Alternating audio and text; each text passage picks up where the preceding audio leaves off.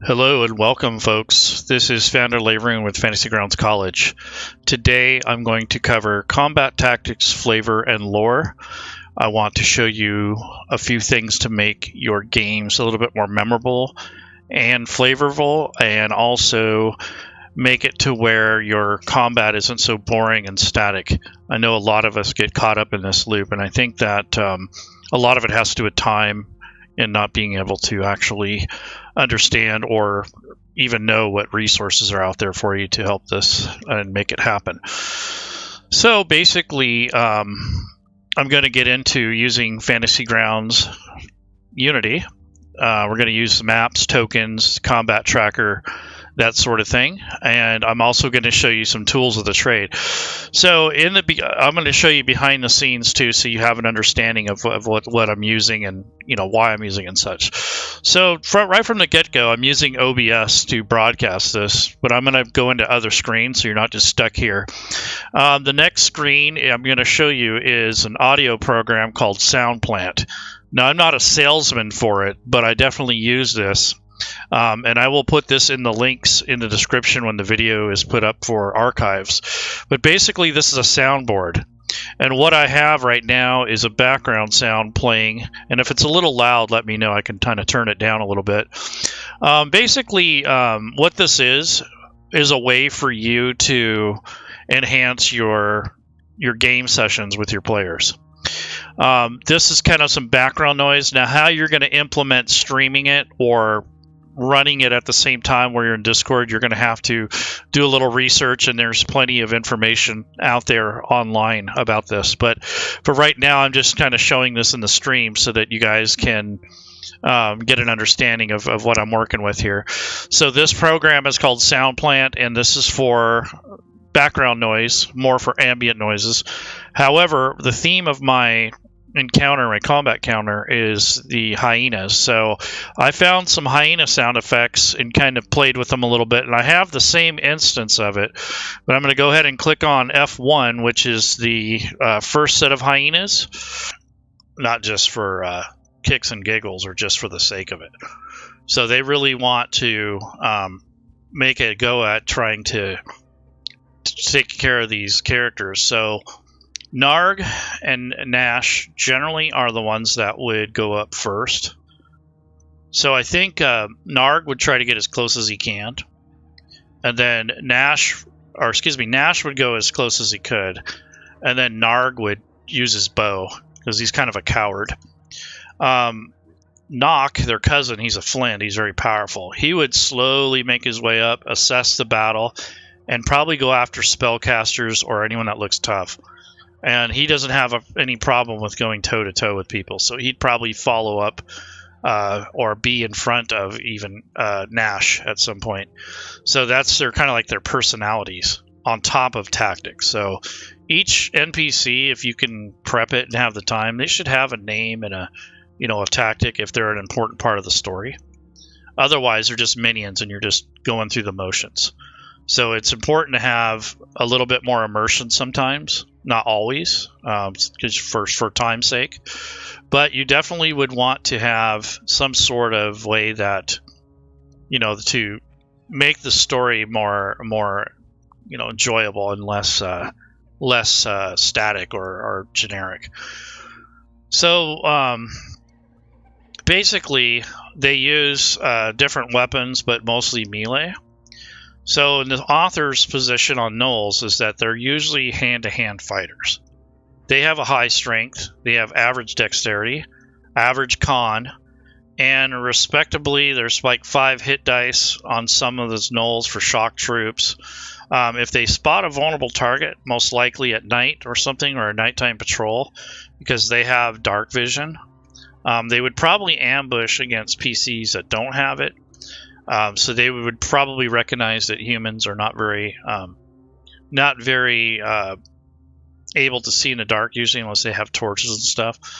So, despite that, they are basically known to just go in and roar and stab and stab and stab all the time. But, that's pretty much what they do.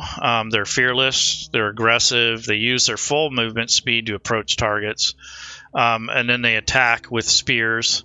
If one attack should reduce an enemy to 0, the gnolls will rampage towards other enemies within 15 feet and bite it as a bonus action. So that's one of their features, so don't forget that.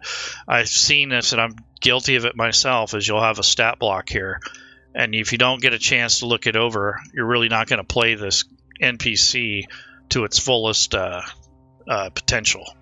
So that's something that is part of their flavor. So if you don't use it, it's kind of a waste. You might as well just have a goblin or something, because then at that point, all you're doing is relying on armor class and hit points and their stats, not so much at what they can do, and generic weapons. So try to use their traits whenever possible, because that's what makes them cunning. That's what makes them interesting. So the article that I was reading is really pointing that out, that they are a little hack and slash, but they do have some behavioral things that they tend to follow. So back to our notes. So vision kind of goes hand in hand with them, and their movement. So they are pretty strong, but as vicious as they are, gnolls are creatures of instinct without any sort of real ideology, and they'll place their own survival over concepts and of anything with valor or glory or recognition. If one is using the dash action to get away as fast as possible, and they would potentially expose itself to one or more opportunity attacks, even if they have to. A pack of gnolls might be led by a larger pack lord, and they're usually a really tough specimen in every aspect, including they get 2 attacks instead of just 1. And if they wield a glaive, which I imagine at least one might, it's basically a pillage blade tied onto the end of a longer club or a stick. It gives them more reach, so they can get 10-foot reach on somebody. But it would qualify as genius in their culture. So if somebody figured out a way to make a weapon more effective, they definitely would praise them, even though all they're doing is tying a sword to a longer stick. So there's some actions under the higher level ones, like the Gnoll Lord. They have one called Incite Rampage. It's part of their multi-attack combo. That way the Pack Lord doesn't have to give up its own attack action to use it. And it will incite the others to attack as a pack, and it will grant advantage and those sort of things. So it can be pretty deadly if you have a whole pack of them. So aside from that feature, the only other distinctive thing is that the glaive gives its 10 feet rather than 5. So none of this makes the Gnoll Lord's tactics any more elaborate than any other gnolls other than reach. So then you have other spellcasting varieties that are more like priests. And then you would also know that there are even demon forms that can be summoned if you have a really super high level campaign. Ingoth, their god, might grant your cleric or your witch doctor, or whatever you want to call it, pack magic, whatever pack. He would probably be able to summon a creature at some point. There's all kinds of cool things that you can do with gnolls, but I think they're a good shock and kind of a good hack and slash character other than goblins. They're a little tougher, and they do require a little bit more advanced babysitting as far as their traits go. It's not too bad. So I have them on the combat tracker. There's 3 of them, and then I have a party of 5. Their average level is about 4th level. The one on here that's the worst is this Flind, and that's their cousin. And he's not actually a Gnoll. He's a Flind, relative. He's really tough, and he's got chainmail armor, and he's got a lot of hit points, and he's super strong. He has a thing called Aura of Bloodthirst, which is like the sort of like the mass rampage. He has a multi-attack. He has a Flail of Madness, which if it touches you, it's going to do a bunch of extra things to you and damage. There's a Flail of Pain, a Flail of Paralysis, and a Flail of Madness. So depending on which one hits you is basically what's going to happen to you. There's some have saving throws, some don't. So this thing is super deadly. So no one would want to really go face to face with Knock if they can help it. Maybe for a round, and that's about it. So I'm going to get this started. So we have our background sounds, which is being played by the Soundplant. I'm using OBS Streamlabs. What happened to the visual says the stream is ending. Is it on now? It should be. I mean, it's going now, I hope. It says live scene. I think the visual was because I had a shortcut key.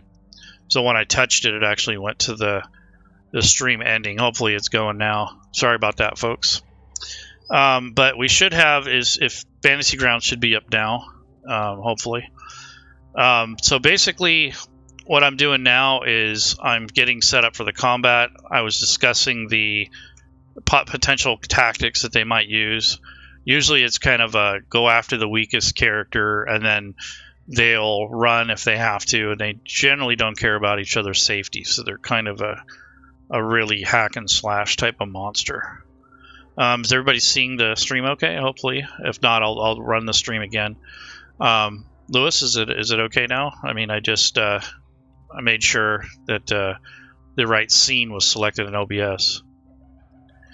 That was my fault. That had to do with I have some shortcut keys, and when you touch them, it changes the scene on OBS Labs. So I have the same F keys assigned to two different things. So that's what. Okay, great. All right, so I have the map set up. The line of sight is on. It looks dark right now because I don't have any characters in possession. Right now, after you add the creatures to the combat tracker, it automatically will roll their initiative and their hit points and such. So I'm going to temporarily take them off to show you what I'm saying. So I'm going to delete all the enemies off the map first. So delete only foes. And as you can see, I kind of lose them. Okay, so I'm going to bring up the encounter again. They're already placed, so they're already in their positions. But if you unplace them, you can start over with where you want to put them. So I was going to put Knock down here on the battle map. And as you can see, this little check here tells me he's placed. And then I'm going to move up and actually place in here. So I'll place this goblin, or this guy, this Gnoll, not goblin, here. That's this is Narg. And as you can see, as I took possession, you can see his field of view here. And then there is, well, that's actually, this is Nash, but I have them labeled backwards. But basically, these are the twin brothers. One is like a missile, kind of, you know, basically a coward. And then the other guy is tougher. So Nash and Narg are basically from the same litter in the pack. They would probably be back here hiding behind the trees or something. So when you go to the player view and you click, like, let's say Allison, the life cleric, she can see them to a point. But her vision range is probably, you know, out over here. These guys probably look blurry, if anything. So just because they're visible on the map and there's no cover, it doesn't necessarily mean that she can see them. She could be blind as a bat. But the range, visibility range, will be determined once they get out the new update for Fantasy Grounds. But for the time being, we'll have to assume that, you know, maybe she can see out 100 feet or something like that. But for the most part, it's kind of hard to tell. So the reason I took them off the map is because I want to show you some options. So I'm going into the options menu.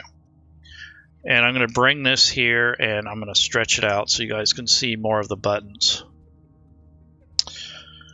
So up here on top, there are a couple settings that I have that you should be aware of.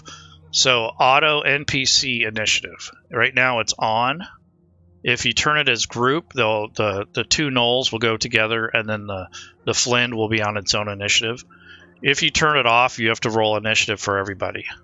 So I have it on, so that means it'll roll the initiative instead of assigning it a static number, which is cool. The auto numbering, so instead of leaving it on a pen, you can put on random. So when you add creatures to the combat tracker, it'll give it some weird random numbers instead of 1, 2, 3. So you can fool your party. So I'll leave that on just to show you how it works. And then NPC rolls fixed or variable. So fixed means that every time they do damage, it's going to be the same damage over and over and over. unless it's a critical or something. Variable means it's going to roll like normal. So the only good thing about fixed is you'll know how many hits it takes to take your party down. And it's an average of the damage roll every time. I leave it on variable because I just like the variation of it. And then down below under house rules, you have auto death saves are on. So if anyone goes down, Fantasy Grounds will automatically roll their death save. If your players don't like that and they want to roll themselves, you can turn that off. NPC hit points. Again, instead of having the same hit points for each creature type, it can be turned to random, max, or standard. Standard is right off the stat block. Maximum is the full hit points that they can have, and then random is, of course, the random roll. So that's what I have there. Movement. So in the movement, I have it on variant, but if you have it on standard, it won't matter which way you go. It'll just count them down. If you have it on variant, it will count every other square diagonally as 10 feet. So that way you're not moving too far diagonally. And then that's the only things that I've changed as far as the combat goes, other than enabling the combat, the dice tower. So the dice tower, you have to turn on the dice tower, and then if you want to see it as a game master also, you have to turn on chat, show GM rolls on, and then the dice tower will be visible. So this is the setup for the combat. So hopefully this will help you guys do that. So to aid in immersion and a surprise encounter, how would you avoid the natural reaction for players to assume that once a DM pulls up a map to think that a combat is happening? Good question, Sedaine. So what I do is I start them on a map, and I don't say anything until it's time. So I would just share that map before the game starts. And I would lock the tokens, of course, so they couldn't move them around. Or at least I'd have to approve it. And then I would just kind of leave that up. And then when it's time to combat, then you just let it roll. Now, if it's a secret room or something, you're just going to have to spring it on them. But it's better to have them on something or at least visible so that that element of surprise goes away.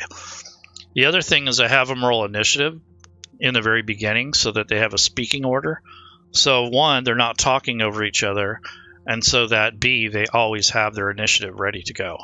So that is something that I do to help mitigate that. But I do understand what you're saying. It kind of gives it, it gives it more immersion and the ability to surprise them. But I would have them on this map to start with.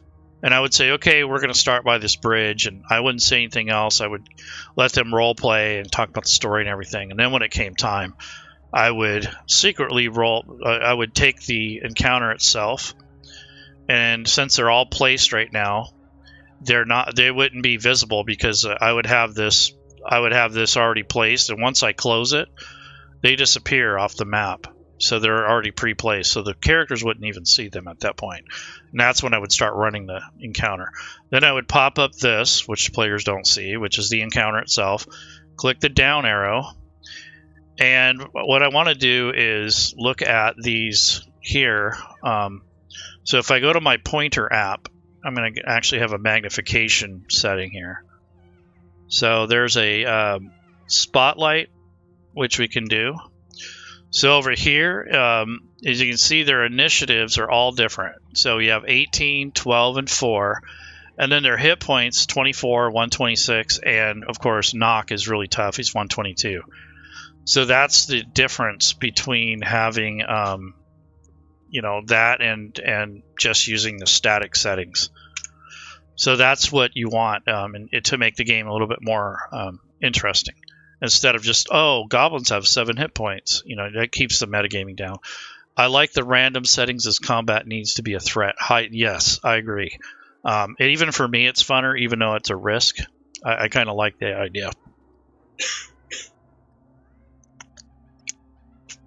Okay, so those are potential settings that you can use. You can totally just run them as they are right off their stat blocks, but it's much more interesting and fun and memorable when you have those variations. So I'm going to go ahead and close the options. And the tactics just basically say they're kind of a hit and run, or they'll go after the weakest party member. So I'll go ahead and close that. And like I said, I used the picture from Baldur's Gate 3 to kind of give this more immersion. Use that as my background image. And then I'm going to minimize my pointer thing here. And the pointer thing is like 12 bucks. I think it was totally worth the investment because I do a lot of teaching and instructing, so it helps a lot. And then you have this toggle toolbar thing. Oops, I didn't mean to totally get out of that program.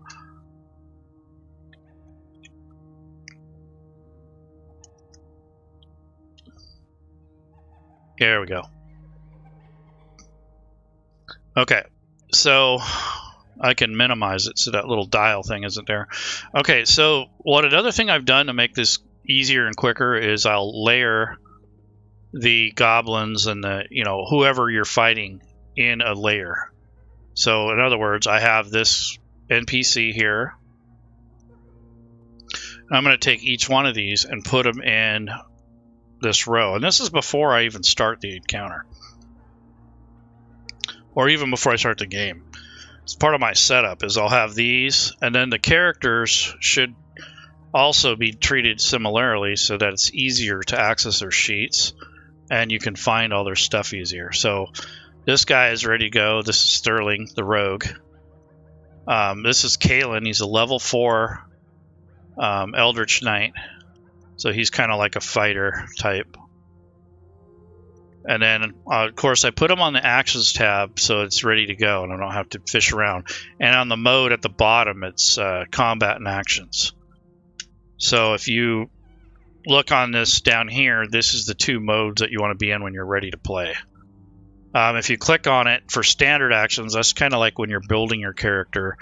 And then Preparation mode is when you're setting up your usages and that sort of thing. So I'll go ahead and turn this back to Combat and take off the pointer thing or the magnifier or whatever you want to call it, the highlighter. And then so I would systematically go through each character and put them into place where you're going to have them come up and stretch them out and have them all ready to go for the encounter. This makes it a lot easier and quicker. See, now this guy is on standard and groups. I want to change him to Preparation because he doesn't have any spells memorized. This is Dougal McDagger. He has spells. So I'm going to put Cure Wounds on him. And he can do, let's see, 4 and 3. So I'll just go ahead and memorize all of those at least. Silence, no. Hold Person, Lesser Restoration. I mean, he can basically have all these prepared. And I put this check on this little bubbles here. So when you're a spellcaster or somebody that has abilities, like for instance, Bardic Inspiration, how many does he have? There's not on here. So if you look at the rules, it says that they get as many as their Charisma modifier. So if you go to his stat block, his Charisma modifier is 3. So I need to put in 3 for the Bardic Inspiration daily. And then all these other things would depend on the character or the situation. He has 1 healing potion, so I'll change that. And it's not daily, it's actually one-time use, so all these need to be changed to once because those are consumables. So I might have 2 oil flasks, maybe 5 days worth of food, and a day's worth of water. He has this half-elf Fey ancestry, so I need to enable that. He has a couple cantrips. He has Prestidigitation and Vicious Mockery. And then, of course, he has his standard actions down here, and so now he's ready to go. So I changed him to Combat and Actions. And now his spells are ready and all his actions are ready. So now I'm going to go to the next one. This is Haglin the Headbutter. He's a 5th level Dwarven Barbarian. He's one of those, what are those called? They have all the spikes all over him. He's a shield dwarf, but a barbarian, but he's one of the... I can't remember what they're called. There's the Forgotten Realms thing. So I'm going to Preparation and Actions. So how many rages does he get? So, let's look at the Barbarian Rage. He already has it. It's 3 daily. He has Dwarven Resilience, Stone Dwarf has Stone Cunning. And then I'm going to change his thing to Combat and Actions. So these are where you want your players to be when they get ready to start. I'm just kind of going through these so I'm not fumbling through when I'm trying to show this presentation. So just go through his skills and his abilities as a player. So he's a battle rager, so that's what he has. That's his archetype. So these are some things that you want to look at when you're actually playing, is you want to be able to see if the players are actually doing that. If you need to reset the combat tracker to 0, is there an easy way to do that without messing everything set up on the combat tracker? I think you can just manually change it. Like, you can actually just type in 0 if you want, or you can go to menu and go to initiative, and there's an option called clear all initiatives. So I think that's what you'd be looking for, and that would clear the initiative, but it doesn't necessarily get rid of the effects. If you wanted to clear the effects, there's menu, and there's a stop hand here, which is delete effects. So it would delete either clearing the expiring effects or all of the effects. So anything expiring at that time, you could do that. So hopefully that answers your question. So that's basically how you'd mess with the combat tracker. So that should be the best way to do it without manually messing with everything.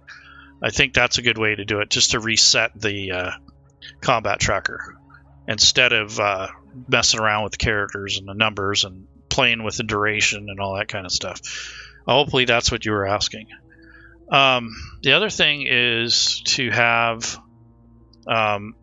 a lot of your things in place. So that's what I'm doing now. So I have Haglin up here, and he's basically our dwarven fighter. And then I have a dwarven cleric. She's a life cleric, Allison. This is actually one of Lady Shell's characters. I'm using it. So she's a 5th level cleric, hill dwarf, life cleric. If I go to her actions tab, hopefully I'll find that she has some things prepared for the combat. Let's see if she does. So she's in combat actions right now. Let me go to preparation mode and make sure that she has things prepared. And yes, she does. So all these little check marks here tells me that she's already went through and checked these out, which is good because that's very helpful for me. So I'm going to go ahead and turn it back to combat and actions. So when I want to bring these character sheets up, and I don't want to move them around, because once you have things in place, you really don't want to move the windows around. Matter of fact, I'm going to shrink this map just a little bit, move it aside, and then I'm going to recenter it, and we're ready to go. So to recenter this map, there's a little tool up here in the top called Toggle Toolbar. You bring that out, and you got this Zoom to Fit button. It's really easy and quick. It'll recenter the map for you. Another annoying setting in options that I turn off is the auto center. So if you have a player that's way over here and it's their turn, it will shift the map and focus on this token. So if you don't want the map to move, you turn off the auto center. And it has to be done on the DM side and the player side to make it stop doing that. So that's an important tip. If you guys get annoyed by that, you can turn off the auto centering. And then target remove on miss. So if you miss a target, you want to remove the targeting from that player. That's what this is. So you can change that too. But anyway, so all the players are on the map now, and I'm going to go ahead and get ready to roll initiative. So is there any questions so far? Because this setup is probably one of the most critical parts. So here's Sterling, and if I want to bring up his character sheet, all I have to do is click on these buttons here and the NPC. So if I click on Sterling here, it brings him up. If I click on Kalen, it brings his character sheet up. Dougal McDagger, one of the Gnolls, Narg. One of the other Gnolls, Nash. There's this Headbutt Haglin guy, and he is on his actions tab now. And then there's Allison, the cleric, and then there's the Flynn, or the big evil cousin there. So whenever you need to switch, you just click on these buttons and it brings that sheet up. Instead of dragging everything all over the place, that's where most people go wrong with this particular tool, is they want to move everything all the time. It's not a good idea. Same thing with this map. If I close it and I don't want to, I don't want to put it out or move it, if I have it bookmarked, which is down here in the hotkeys, I have it bookmarked down here. If I click on that and then I bring it up, it's going to be where I left it, and that's what you want. And so these are the line of sight things here on this map. So that as I highlight these, you can see. I don't know why I didn't put line of sight on this tree, because it needs one. But anyways, most of the other trees have it. These are just the bigger trees, not the bushes. Okay, so now that I have this on, I'm going to go ahead and roll. So menu, I'm going to go to initiative, and I can roll all the initiatives. I can roll just for the NPCs or just the players, or I can clear them all. We already cleared them, so I'm just going to roll for everyone at once since I don't have players. And here's the new stack up here. So I'm going to select the first character, which you can see it highlights this, and if I actually click on the token, it shows his visibility. So he doesn't see anything right off the bat. He might be able to see these two, and if it's dusk or something, he has no dark vision. So really, he can only see out here. So he probably doesn't see them. The only thing he could possibly do is hear them. So I'm going to roll just an overall stealth check for these goblins, and then on the characters, let's make sure that they have their things enabled. So like he has the brave ability, and it's really just a note, but he has advantage on certain things, like for being frightened. But we don't have to worry about that right now. But then it's basically like a note, but it's also something you would apply if there was a frightened condition. And then naturally stealthy is just a note, so that goes that should be applied to him. And the reason it didn't, because you can drag it to him and it will put it on there, but the actual effect itself, for some reason, it's not set to self, it's set to target. So it should be set to self because it only affects him basically. He has some ball bearings, crowbar, lantern, and some oil. So if he has a lantern, you're gonna, when the nuke rules come out, you'll be able to set the radius of his vision.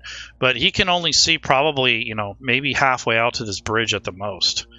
So he can't see anything, but he might notice something. So he's, if it's his turn, I think he said he's going to go hide or move. So he's not going to have his lantern, and he's going to sneak over, and he's going to end up in these woods. So to emulate the movement for Sterling here, our rogue, as the game master, I have to hold down the Alt key.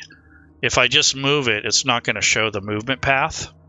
So I have to hold down the Alt key to emulate a player movement. So if I go like this, there's 5 feet, and then he's going to cut over here diagonally, and then he's going to move here basically to hide. He can only move roughly about half his movement rate, so he can only move 25. So if I really wanted to be, a stickler about this, I could say, well, you can only move 15 feet. So that would be here and then there. So then I would approve the movement, and I can have him roll a stealth check. So on his skills tab, he has a pretty good stealth. It's like +6. So I'm going to roll this and drag and drop it into the dice tower as the player. Well, he rolled a 2 + 6 or whatever, so he got an 8. He rolled very low. And if you look at the stat blocks on the actual creatures, their passive perception is 13. So he thinks he's hidden, but he's not. I don't know if you guys can hear the hyenas. Oh, it was one of your pre-gens. Yeah. Well, he's a halfling, but halflings don't have that.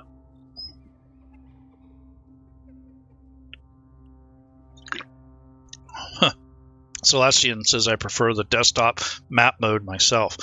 Yeah, so that means that you unlock this, and you can change the modes where you can have a full screen and that sort of thing. I don't know if that's available in Unity yet. I've never played with it. So, oh yeah, it's up here. So what he's saying is you can actually bring this out to where all you see is the map, and it's a lot bigger. And you don't have all the buttons on the side, so that is kind of a cool thing. But then you have to reposition everything, so I think I'll go back to where I was. But this would show the, everything instead of just one or the other. So you can make the map much bigger, and I think for presentations it'd be a good idea. But you kind of have to reposition your table at that point. But anyhow, there's the creatures. And they noticed that, they heard him basically trying to hide in the bushes. So they're probably back there snickering and laughing about it. I don't know. Can you guys hear the snickering or the hyenas in the background. They're pretty subtle. I tried not to make them too annoying, but they're back there. You can hear them kind of, got it panned left to right so you can hear the difference. Because you basically, I have two instances of the hyenas, and then I have the music part. So I can bring up the volume of the hyenas a little bit, and then you can kind of make them prominent. Yep, they're there. Yep, that's funny. Okay, good pun. Can you use the zoom to fit in that mode? No, I guess probably not, because it's already at that mode. Okay, so now what I'm going to do is take and... so he's hiding, or he thinks he is. So now it's his turn. He said he's going to pull out his bow, and if anything attacks the party, he's going to strike them with his bow. So that's basically his attack, or his thing. So I guess he's holding his action, if you want to put it that way, but nonetheless, that's what he's doing. So now I'm going to go ahead and pass the turn for the player. It may say different, but this is next actor for the game master, but it could be turn complete for the player on their side. So we hit the down arrow. Okay, so here's Narg. So Narg is going to move into place, and as you can see, as he moves out, he moves into the player view. So he is going to dash, so he's going to run to the party. So I need to hold down the Alt key and move the player, or the NPC in this case, 60 feet. So he's running to his target. Now, if I gave Sterling that option to hold his action, since he's just like went and moved into the bushes, he could essentially get an attack off. So I'll go ahead and let him do that in this case. So in order, just so I can show you, so in order to simulate that, I'm going to click on his token, Sterling, and that's his vision, so he can see the, and then I need to approve this. So he comes running out here, full speed. Sterling pops out of the bushes. I'm going to hold down the control key and click on Narg, and that is going to basically give him the, the benefit of the doubt that he's able to to basically to a target and attack. It's like part of his turn, but he kind of delayed it, and he said if anyone came out in range, he was going to attack them. So speaking of range, if you look at this bow here, his short bow is, if you look at the description, it says 80 to 320 feet. So the target is definitely there at 70 feet. So now all I have to do is, on his character sheet, Sterling, I'm just going to double click on the bow attack, which is the attack roll. And he missed by a mile. So he drew back the bow. It probably hit some of the branches on the way out, and it just sailed over the shoulder of that Narg, and he just kind of growls like, "Argh." So he's all upset about that. And that's basically Sterling's held attack. And Narg is just basically ran out, and he's basically taking his bow out, but he used his turn up by dashing, so that's his turn. And he's basically running in to engage the players. So I pass the turn to Dougal. Now Dougal is a kind of an interesting bard. When I bring up his sheet, he has some spells and bardic inspiration, and he has things that'll help him. So he has this half-elf fey ancestry, so I want to make sure that's on for the first round here. That would stay on him. The rest would be situational, but I have a jack of all trades, so I should have had that on. That would have given him a +1 on his initiative. And then, so his initiative essentially should be 18. So I'll change that in the order.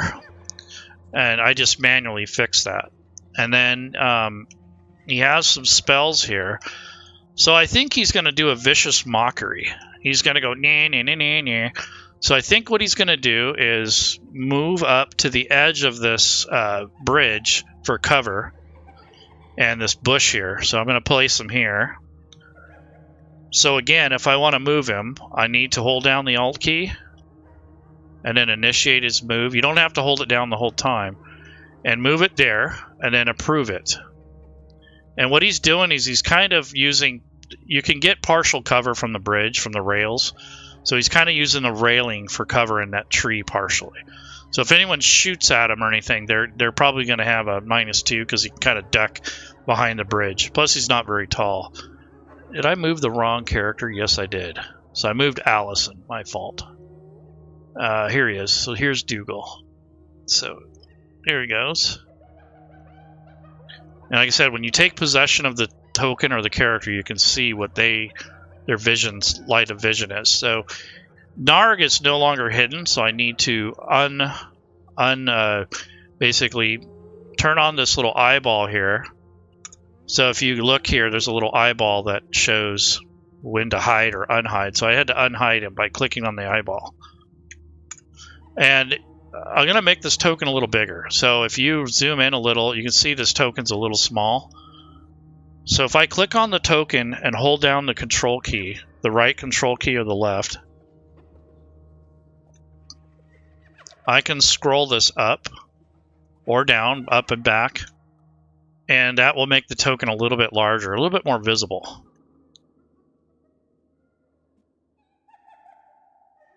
All right, back to Dougal. So Dougal is going to cast his cantrip, Vicious Mockery. So he's basically going nah, nah, nah, nah, nah, to Narg. Narg is like, but he's not very happy. So Narg is basically moving, and he's going to probably engage Dougal since he's making him irritated. I think Dougal McDagger's a half-elf. So he's going to target Narg. So I'm going to hold down the right control key and then click on Narg. So the Narg is 40 feet away. So the basically the Vicious Mockery is 60 feet. So he's well within range. And then I can also do Cutting Words. So if I learn how to use my wit, when I can see the creature, it makes it makes an attack roll, an ability check, or damage roll. I can use my reaction to use one of my bardic inspirations for Cutting Words. So that's another thing I might do if the situation arises. But for right now, I'm going to try this spell. So there is a saving throw involved here. So it's a 13 or higher. So if I click on it now, it rolled and he failed his save. So at this point, I can do 1d4 psychic damage, so it messes with his mind. So he's probably going, he's probably barking and howling, and he's like holding his head a little bit with one of his hands. And then I'm going to apply the disadvantage. So now he has disadvantage on his attacks. So that's what the Vicious Mockery is good for. So that was a good lucky strike there. So that was basically his turn. He's going to tell the others to look out that this guy's coming, and he's going to bring them to him, basically. So I'm going to hit the next action, or in the player view, we would call it turn complete. Haglin the Headbutter is going to meet him out on the battlefield. So Uncle Haglin is basically, I'm going to hold down the Alt key. He can only move 25 feet because he's a dwarf. And that's basically as far as he can go. So he's not rushing out there like an idiot. And he's going to take his, let's see, if I go to his sheet, he is going to put on his Dwarven Resilience, which helps him with poisons. And he is going to throw one of his hand axes at Narg. So the same thing, I'm going to hold down the control key and target Narg. He's 35 feet away. And if you go to the hand axes, it's 20 to 60 feet. So that's well within range there. It's 35 feet. And then he's going to double click on the attack roll. and that will use up one of his hand axes. And he rolled a 19. I saw that 1 coming up there. So that's a good, solid hit. So he probably throws it and lands into this guy's thigh or something like that. So right in the front of his thigh. And I'm going to roll the damage. So I'm going to double click on 1d6 plus 4. Oh, wow. So 10 points of damage. So he did maximum damage. It checked off his damage or his ammunition. And I make sure I use the right one. So 1 is for melee, 1 is for throwing. So on this weapon here, the hand axe has 2 entries. It has the thrown one, and it has like the slashing or stabbing or whatever type of weapon it is. That's something you have to pay attention to. So he basically ran up, or he just kind of moved up and threw that axe into him as he's running towards him. So that just basically axe is probably sticking in his leg right now. Probably hit his bone too. So that's pretty nasty little run there. So that's so Narg is probably not feeling so great. So he's probably howling in pain right now. So that's you know, some of the things that you want to do when you're describing this is like Narg is you know, in pain, he's howling, and you can make sound effects or whatever. Can you use the zone? No. There's music. I put music in the background. I don't know if you guys hear it. And that is with tokens being locked, correct? Yes. So the tokens were locked by default. They changed that with Fantasy Grounds, at least for the 5th edition rule set. I don't know if that's universal, but basically that is how it's set up.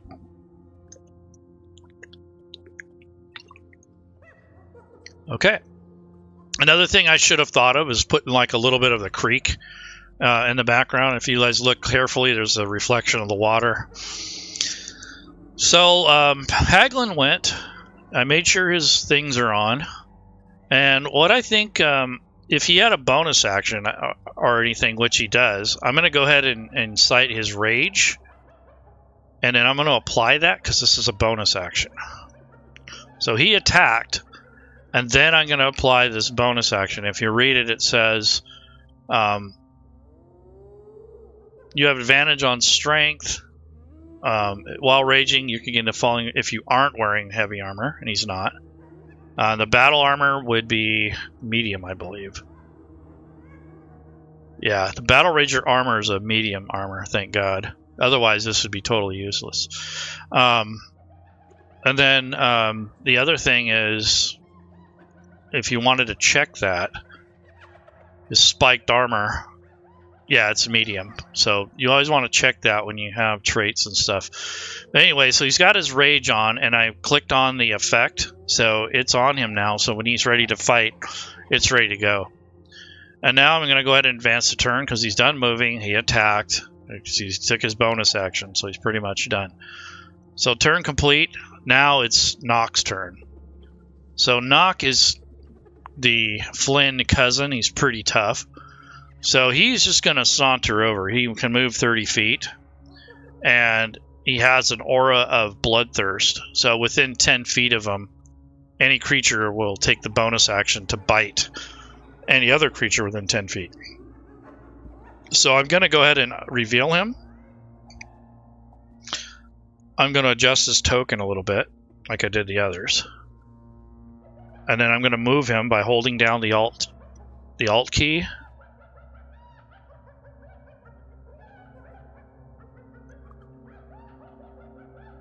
And that's his movement. Kind of janky. And he has this Flynn bar, which is like a flail type weapon. It's pretty nasty. So if he gets close to anybody, they're going to be in a lot of hurt. Now he's basically telling the others to engage. And he's going to back them up. So he's getting ready to go into combat. So Kalen is an Eldritch Knight. So we have to see what he's capable of. I haven't looked his sheet over. But if I double click on his token, that's another way I can bring it up. And as long as I've pre-placed this and stretched it ahead of time, I can do this. So he has a little bit of spells. So he has the grease spell. So I'm going to go ahead and it can go up to 60 feet. So I'm going to first see where I can set this spell. So if I click on his token, and then I go to, I'm just going to target this Gnoll just to see how far away the Gnoll is. So I'm going to hit the control key and hit target. So that's exactly 60 feet. So that's perfect. And now I'm going to take the grease spell and I'm going to cast it right on him. And it has a radius. And the radius is 10-foot square. So I'm going to center that right over this area. So if I right click as the player and I click on pointers and then the square, if you left click and drag, it'll start making a square. You don't have to do it right where the spell's going to go. Just get it drawn first.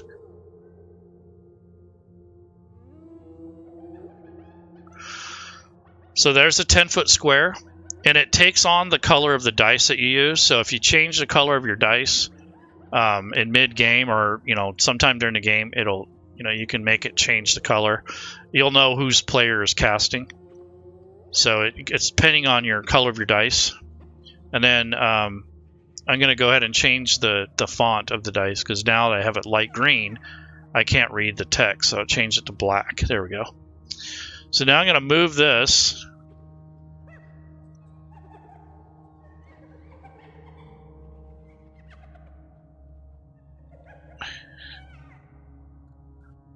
And you move it from the center, and looks like it. Why did it resize?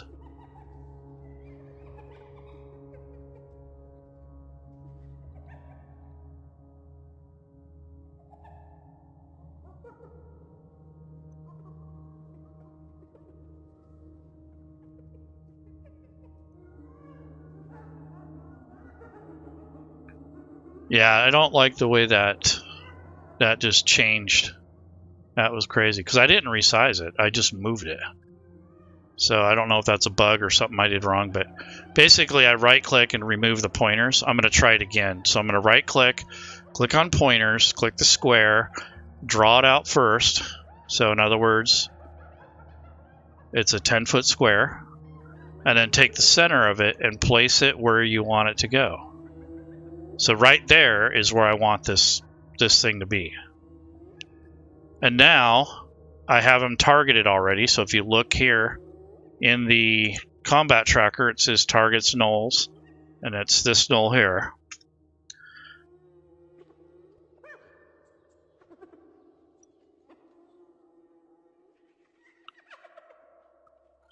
Okay, no problem about the videos. I'm just trying to make it so you guys can understand this stuff. So he has it targeted. There's really no missile or anything. It's just a range thing that I'm looking at. So now I'm going to, now that he's targeted and I have the area of effect, I'm going to go ahead and cast to see if this particular, if Narg is entrapped in it or not. No, he failed. So what I can do is I can apply the prone condition. So that means Narg slipped and fell on his butt. So he's got this axe hanging out of him, and then he falls on his ass or his butt. So that's no good. And then the last effect here, which I don't even know why that's there. Yeah, I don't get why that's there. Anyways, so this, what is that? It's really nothing. Okay, so anyways, anyone that goes in this area has to make a save. So if someone else moves through there, they're going to have to make a saving throw. So Kalen has slowed them down a little bit. So he's kind of controlling the battlefield. And then he's going to move up about 10 feet at the most. Not even that, like 5 feet. So we can see what's going on. So hold down the control key.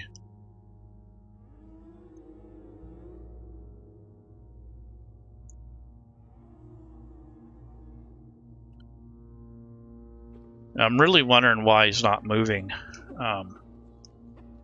Unless I accidentally turned off the lock tokens. Yeah, it's on. Maybe I accidentally changed that the token locking.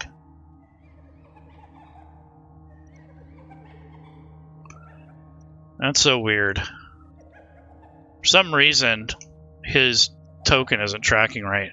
So if that happens, you may have to re-add the token. So if I take him off here, it's going to mess this part up, but I'm not going to worry about it right now. But if that ever happens, you might have to re-add the character to the combat tracker and then re-add them to the map. So what I could do is delete the token, drag the token back on,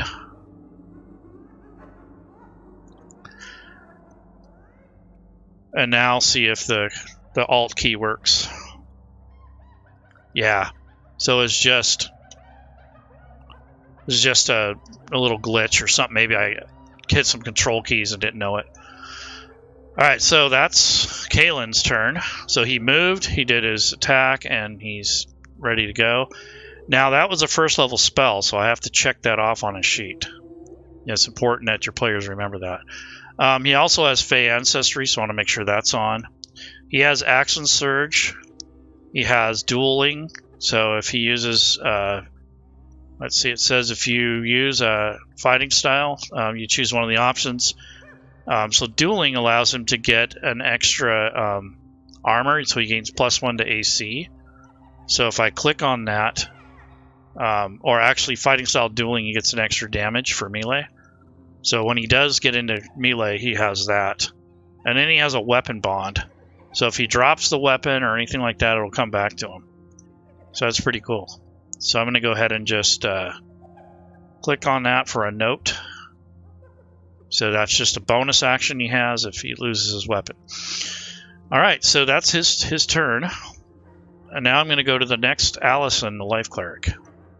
So this is one of Lady Shell's clerics. So I'm going to go ahead and move her over a little. So hold the Alt key and move her over here. So she's kind of doing that for cover from Hagelin so that she doesn't get direct fire. And then she's also repositioning herself so that not everyone's in the same place. She fears that they may have a spellcaster, and she's worried that, there's a potential that they may have a shaman or something. So she's been around the block a few times. So now I look at her spells. She's a warcaster. So with that feat, she can basically maintain her concentration, which is cool. She has Dwarven Resilience, so I'm going to put that on her. And then she's going to cast Bless, I think, if she has it memorized. In this case, she doesn't. So what I'm going to do is, let's see, she has, I'll do Sacred Flame. No, that's not what I want to do. Toll of the Dead. So this is a cantrip. So she's going to target Narg. And he's within range. It's 60 feet, and he's sitting at 50. And he has to make a saving throw. And he rolled a 1, so complete failure on his part. And I think a lot of that has to do with him being prone, too. So he's on the ground, if you remember. And now he's going to take not the 1d8, but the actual 1d12. Well, since she hit, this player says, well, I want to use it at a higher level. So she's going to cast it at 3rd level or 2nd. So I think she'll cast it at 2nd level, which means that she'll get an additional die or additional dice. So if I pick this up and I right-click on it, now it's 2d12 for Toll of the Dead. Ooh, man. So that did a total of 16 points of damage. And it says that that damage exceeded the hit point, so he's dying. So Narg is basically laying there in the, basically in the middle of this bridge with all this grease laying on him. He's got an axe sticking out of his leg. And if you look at the combat tracker up here, it says that he is basically prone. He's still got Vicious Mockery on him, and he's unconscious. And he's basically dead. So if you don't plan on resurrecting him, or nothing needs to happen roleplay-wise, like speak with dead, or maybe you have to loot him, you can double-click on here, and that will get rid of his token and his combat tracker entry. The reason you want to do that is because as you're going through the combat tracker, you won't have to scroll up and down as much, and that's very important. It keeps the combat flowing very easily. So now that's basically, basically in a nutshell, that is, we're starting to get through one round of combat. And it would go faster if I wasn't explaining and, that sort of thing. So imagine this half the time that it would take. And then when everyone's officially good or decent with the rule set or with playing their characters, it gets even faster.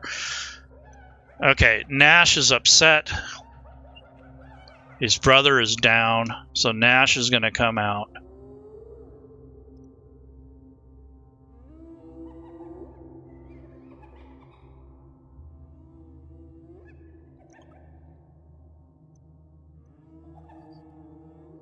So Nash is there. He's going to use his bow attack since he's out of range, and he's going to target Hagelin. So I'm going to hold down the control key, click on Hagelin. Hagelin is 45 feet away, so he's in range.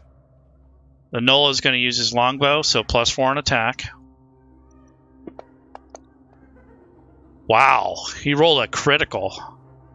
Let me double click on this to see the damage. Ouch. But Hagelin has on his benefit for being a barbarian rage, so he only took partial damage. So he partially resisted that damage, so he didn't take as much as he could have. So Hagelin, in this case, he only took like 4 points of damage instead of 9. So that's really good. And then so the Gnoll did his attack. Now they get multi-attacks, so it says he can make 2 melee attacks with a spear or 2 ranged attacks with his longbow. So I'm going to go ahead and shoot again. So that's why you got to read these characters over, or the NPCs. So his second strike misses. So the second arrow kind of sails over his head. So Hagelin was aware of that. He brought himself to being aware of this attack. So he moved himself away from that attack. So he's kind of like moved aside. So that's Hagelin's turn, or Nash's turn.